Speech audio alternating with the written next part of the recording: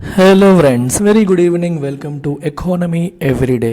UPSC point of వ్యూలో everyday న్యూస్లో వస్తున్న ఎకానమీకి సంబంధించిన ఇంపార్టెంట్ టర్మ్స్ని, కాన్సెప్ట్స్ని మనం ఈ సిరీస్లో భాగంగా నేర్చుకుంటున్నాం. సో ఇవాళ మనం నేర్చుకోబోతున్న టాపిక్ ఏంటి అంటే what is a vostro account and what is a nostro account. ఇది న్యూస్లోకి వచ్చిందా? ఎస్, న్యూస్లోకి వచ్చింది. ఎలా మరి? ట్యూస్డే నవంబర్ 15వ తారీఖున గవర్నమెంట్ అనౌన్స్ చేసింది. ఏమని? 9 స్పెషల్, చూడండి ఇక్కడ 9 స్పెషల్ వోస్ట్రో అకౌంట్స్ అనేవి ఓపెన్ చేశారంట 2 ఇండియన్ బ్యాంక్స్తో after permission from the RBI. So RBI permission తీసుకొని 2 ఇండియన్ బ్యాంక్స్లో 9 వోస్ట్రో అకౌంట్స్ని ఓపెన్ చేశారు. మరి ఆ 2 ఇండియన్ బ్యాంక్స్ ఏంటి అది కూడా తెలుసుకోవాలి కదా. కొన్నిసార్లు ఫ్యాక్చువల్ ఇన్ఫర్మేషన్ కూడా మనకి ఇంపార్టెంట్ అయిపోతుంది. సో ఆ 2 ఇండియన్ బ్యాంక్స్ ఏంటి అంటే ఇండస్ ఇండ్ బ్యాంక్ మరియు యూకో బ్యాంక్. సో ఈ 2 బ్యాంక్స్లో వోస్ట్రో అకౌంట్స్ 9 ఓపెన్ చేశారు. So to facilitate trade in రూపీలో ట్రేడ్ని ఫెసిలిటేట్ చేయడానికి అని చెప్పి రాశారు. దీనికి కథ ఏంటి అనేది మీకు డీటెయిల్గా ఎక్స్ప్లెయిన్ చేస్తాను. సో ఫ్యాక్చువల్ ఇన్ఫర్మేషన్ అంటే IndusInd bank and UCO bank అన్న 2 ఇండియన్ బ్యాంక్స్లో 9 స్పెషల్ వోస్ట్రో అకౌంట్స్ ఓపెన్ చేశారు. అసలు వోస్ట్రో అకౌంట్ అంటే ఏంటి, నోస్ట్రో అకౌంట్ అంటే ఏంటి, అవి ఎలా ఫంక్షన్ అవుతాయి, అసలు ఇండియా రష్యా వ్యవహారంలో వీటి పాత్ర ఏంటి, ఫెసిలిటేట్ ట్రేడ్ ఇన్ రూపీ అంటే అర్థం ఏంటి, ఇవన్నీ కూడా మనం ఇవాళ తెలుసుకుందాం. సరేనా? సో దానికంటే ముందు మన యూపీఎస్సీ ఇన్ఫినిటీ ప్రోగ్రామ్ మీ అందరికీ తెలుసు. ఇక్కడ రైట్ సైడ్ కనిపిస్తున్నవన్నీ కూడా దీంట్లో మీకు భాగంగా యూపీఎస్సీ ఇన్ఫినిటీలో వెరీ మచ్ ఇంక్లూడెడ్ అనమాట. అయితే ఈ నెల నెవర్ బిఫోర్ ఆఫర్తో మనం వచ్చేసాం. ఎప్పుడు చూడనంత తక్కువ ఫీజుకి 45,000 రూపీస్కే లైవ్ అండ్ రికార్డెడ్ మోడ్లో లైఫ్ టైం వ్యాలిడిటీతో మనం అందిస్తున్నాం. ఇది 30th నవంబర్ వరకు వ్యాలిడిటీ ఉంది. ఈ ఫీజు కోర్స్ వ్యాలిడిటీ మీకు life time validity, but fee validity only 30th November వరకు మాత్రమే. అతి తక్కువ ఫీజు వచ్చింది కాబట్టి దీన్ని లిమిటెడ్ ఆఫర్గా అందిస్తున్నాం. మీరు కాంటాక్ట్ చేయాలంటే ఈ నెంబర్కి మీరు కాల్ చేసి ఫర్దర్ వివరాలు కావాలంటే కనుక్కొని, డెమో చూడాలంటే చూసుకొని మీరు రావచ్చు.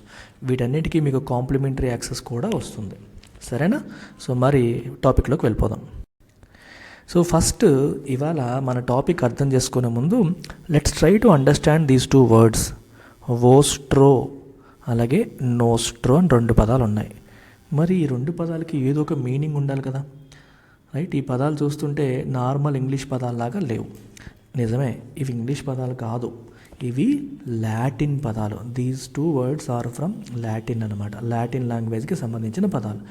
వోస్ట్రో అంటే మీనింగ్ ఏంటి? వోస్ట్రో అంటే మీనింగ్ యువర్స్. మరి నోస్ట్రో అంటే మీనింగ్ ఏంటమ్మా? అవర్స్.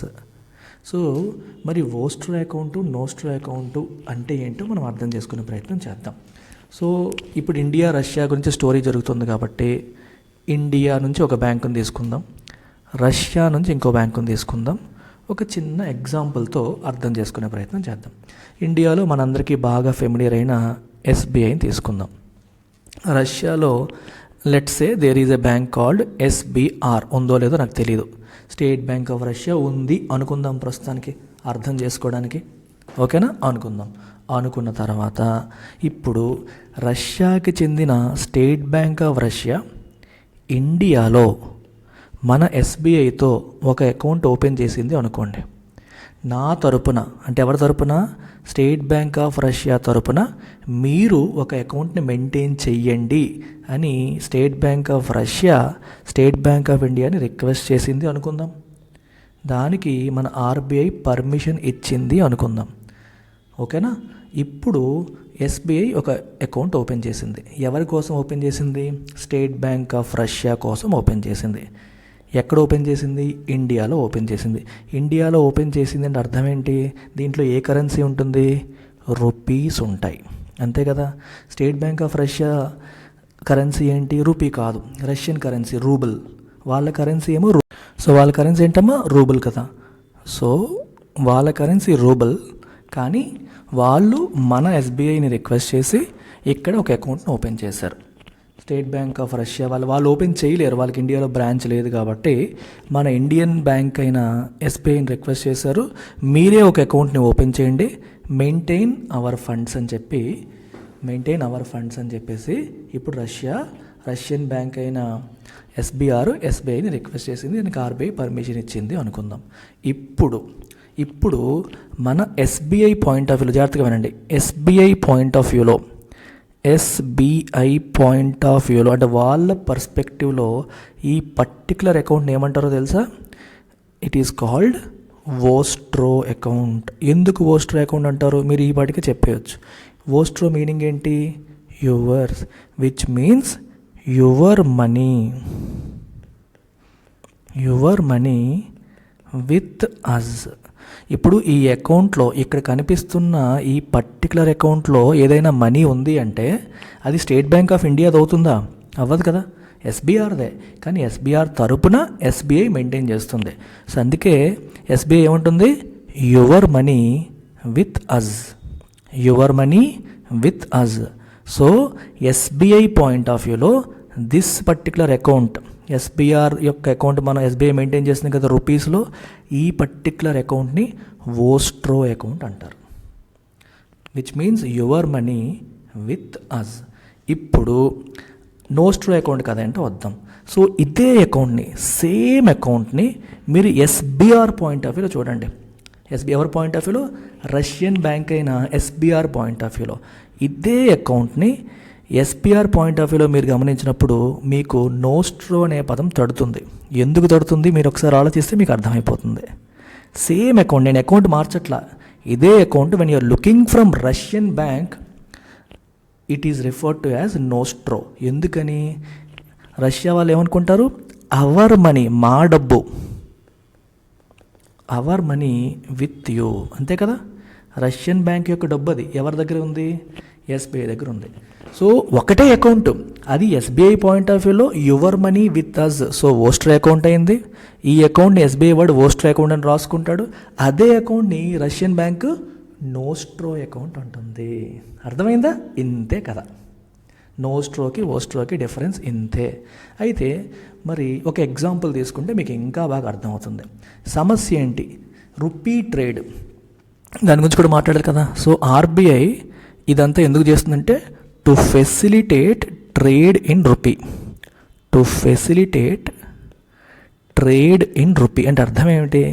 మామూలుగా మనం రష్యాతో ఇంటరాక్షన్ చేసినప్పుడు, రష్యా వాళ్ళతో మన ఎక్స్పోర్టర్స్ లేదా మన ఇంపోర్టర్స్ డీల్ చేసినప్పుడు, అంటే రష్యా నుంచి మనం ఏదైనా ఇంపోర్ట్ చేసుకున్నప్పుడు లేదా రష్యాకి ఏదైనా ఎక్స్పోర్ట్ చేసేటప్పుడు మనం ఏ కరెన్సీలో డీల్ చేస్తాము? వాళ్ళది రూబులు, మంది రూపీ. కానీ జనరల్గా ప్రపంచంలో అన్ని దేశాలు కూడా డాలర్లో డీల్ చేస్తాయి. సో మన రూపీని డాలర్ కింద మార్చి వాళ్ళకి డాలర్స్ ఇస్తే వాళ్ళు డాలర్ని రూబుల్ కింద మార్చుకుంటారు. డాలర్ అంత పవర్ఫుల్ కరెన్సీ అయిపోయింది. ఇప్పుడు ఏమవుతుందంటే రష్యా మీద యూరోపియన్ కంట్రీస్, యుఎస్ శాంక్షన్స్ విధిస్తున్నాయి. రష్యన్ రూబీని ఫారెన్ ఎక్స్చేంజ్లో యాక్సెప్ట్ చేయకుండా కొన్ని ఇబ్బందులు పెట్టడం అనేది జరుగుతుంది. వాళ్ళకి కొన్ని ఆంక్షలు విధించడం వల్ల ఇండియా, రష్యా ఒక ప్లాన్ వేసుకున్నాయి అన్నమాట. ఏంటది? Let's do the trade in rupee directly. రూపీలో చేద్దాం, అంటే మధ్యలో డాలర్ అనే దాన్ని తీసుకురాకుండా రూపీలో డైరెక్ట్గా ట్రేడ్ చేసుకుందామని చెప్పి అనుకుంటున్నాయి అన్నమాట. సో దానికోసం ఈ వోస్ట్రో అకౌంట్స్ ఓపెన్ చేయడం అనేది జరిగింది. సో ఇప్పుడు ఎలా జరుగుతుంది? ఒక చిన్న ఎగ్జాంపుల్ చూద్దాం. ఒక ఎక్స్పోర్టర్, ఇండియా పాయింట్ ఆఫ్ వ్యూలో మీకు చెప్తాను, మన దేశం పాయింట్ ఆఫ్ వ్యూలో అర్థమైతే మీకు ఈజీగా అర్థమవుతుంది. ఇండియా నుంచి లెట్స్ అజ్యూమ్ ఒక ఇంపోర్టర్ ఉన్నాడు. ఇండియా నుంచి ఒక ఇంపోర్టర్ ఉన్నాడు. సో ఈ importer let's assume 10 lakh worth goods Russia నుంచి ఇంపోర్ట్ చేసుకున్నాడు అనుకుందాం. So 10 lakh worth goods Russia నుంచి ఇండియాకి ఈ ఇంపోర్టర్ ఇంపోర్ట్ చేసుకున్నాడు. మరి ఇంపోర్ట్ చేసుకున్నప్పుడు ఇంపోర్టర్ ఏం చేయాలమ్మా? పేమెంట్ చేయాలి. ఎంత చేయాలి? 10 లక్షల రూపాయలు చేయాలి. సో ఈ 10 లక్షల పేమెంట్ ఎక్కడికి వెళ్తుందో తెలుసా?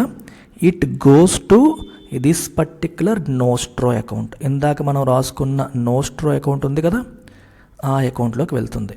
సో ఈ మనీ ఎవరిది? రష్యన్ బ్యాంక్ది, అంటే రష్యన్ క్లయింట్ యొక్క రష్యన్ బ్యాంక్ది. కానీ మనం వాళ్ళకి పంపించట్లేదు. అర్థమవుతుందా? మనం రష్యన్ బ్యాంక్కి మనీని పంపించకుండా రూపీస్లోనే ఇండియాలోనే వాళ్ళు మెయింటైన్ చేస్తున్న ఈ మన ఎస్బీఐ దగ్గర మెయింటైన్ చేస్తున్న ఈ అకౌంట్లో పెట్టేస్తున్నాం. ఎస్బీఐ మీకు ఎగ్జాంపుల్కి ఇచ్చాను. In reality UCO bank, IndusInd బ్యాంక్కి ఆప్షన్ ఇచ్చింది ఆర్బీఐ ప్రస్తుతానికి. అర్థమైందా? సో ఈ 10 లక్షలు కూడా ఈ నోస్ట్రో అకౌంట్లోకి వస్తాయి. నోస్ట్రో అకౌంట్ ఇప్పుడు మనకి 10 lakh రూపీస్ ఉన్నాయి అని అర్థం. సో ఈ ట్రాన్సాక్షన్ అయిపోయింది. లెట్స్ అజ్యూమ్ ఎనదర్ ట్రాన్సాక్షన్ జరిగింది. ఒక ఎక్స్పోర్టర్ ఉన్నారు, భారతదేశానికి చెందిన exporter. Let's assume 5 lakh worth goods, 5 లక్షల వర్త్ గుడ్స్ని రష్యాకి ఎక్స్పోర్ట్ చేశారు. సో ఇండియా నుంచి రష్యాకి ఎక్స్పోర్ట్ అయింది. మరి దీనికి పేమెంట్ ఎవరు ఇవ్వాలి? రష్యన్ కస్టమర్ ఇవ్వాలి. ఓకేనా? సో ఆ రష్యన్ కస్టమర్ మనకి 5 లక్షల రూపాయలు ఇవ్వాలి. రష్యన్ కస్టమర్ ఏం చేస్తాడంటే తన దగ్గర ఉన్న నోస్ట్రో అకౌంట్లో, అంటే ఇండియాలోనే మెయింటైన్ అవుతున్న నోస్ట్రో అకౌంట్లో ఆల్రెడీ 10 లక్షలు ఉంది కదా, దాంట్లోంచి ఇచ్చేస్తాడనమాట. అర్థమైందా? వాళ్ళు మన దగ్గర మెయింటైన్ చేస్తున్నారు ఆల్రెడీ, సో దీంట్లోంచి ఇచ్చేస్తారు. సో ఇప్పుడు ఇదే నోస్ట్రో అకౌంట్లోంచి ఒక 5 లక్షలు మైనస్ అయిపోతుంది. సో ఇప్పుడు నోస్ట్రో అకౌంట్లో బ్యాలెన్స్ ఎంత ఉంటుంది? 5 lakhs మెయింటైన్ అవుతుంది. మీకు అర్థమైంది ఎగ్జాంపుల్?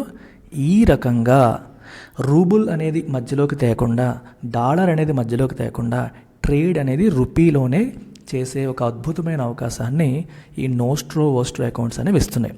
సో ఎప్పుడు మన వాళ్ళు ఇంపోర్ట్ చేసుకున్నా మనం డబ్బులు రష్యాకి పంపించకుండా రష్యన్ క్లయింట్ బ్యాంక్ ఇండియాలో మెయింటైన్ చేస్తున్న ఈ ఓస్ట్రో అకౌంట్లో పడేస్తారు. మన వాళ్ళు ఎప్పుడు ఎక్స్పోర్ట్ చేసినా ఈ ఓస్ట్రో అకౌంట్ నుంచే పేమెంట్లు చేసేస్తారు. అయితే ఎవరెవరు ఎంతెంత పంపిస్తున్నారు, ఏం చేస్తున్నారు అనేది ఆ బ్యాంకు ట్రాన్సాక్షన్స్ రికార్డ్ చేసుకుంటుంది, మెయింటైన్ చేసుకుంటుంది. సో ఈ అకౌంట్ని వాడుకుంటారనమాట ఎక్స్పోర్ట్స్కి, ఇంపోర్ట్స్కి. సో దీనివల్ల ఏమవుతుంది? Entire trade is happening in rupee. Trade దేంట్లో అవుతుందమ్మా? రూపీలో జరుగుతుంది. ఇది కథ. I hope you have understood the concept of vostro, nostro and why these terms came into news. న్యూస్లోకి ఎందుకు వచ్చాయో కూడా మీకు అర్థమైందని అనుకుంటున్నాను. మరి ఆర్టికల్ని బాగా అర్థం చేసుకున్నారు కదా. ఈ ప్రశ్న సాల్వ్ చేయండి. ఈ క్వశ్చన్ సాల్వ్ చేసి మీ ఆప్షన్ని కామెంట్ బాక్స్లో పెట్టండి. సరేనా? జాగ్రత్తగా చదవండి. మాకు కన్ఫ్యూజ్ అయ్యే అవకాశం ఉంటుంది. ప్రతి వర్డ్ని చదివి నీట్గా మీరు కామెంట్ సెక్షన్లో మీ ఆన్సర్ ఏంటనేది పెట్టండి. ఓకేనా? That's it.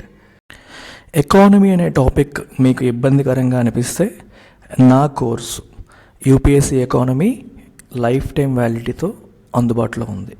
ఇది మీరు రికార్డెడ్లో కానీ లైవ్ ప్లస్ రికార్డెడ్లో కానీ తీసుకోవచ్చు. లైవ్ ప్లస్ రికార్డెడ్లో 10,000, ఓన్లీ రికార్డెడ్ మోడ్లో అయితే 5,000. రికార్డెడ్ అంటే పాత వీడియోస్ ఏం కాదమ్మా, లేటెస్ట్ కంటెంటే.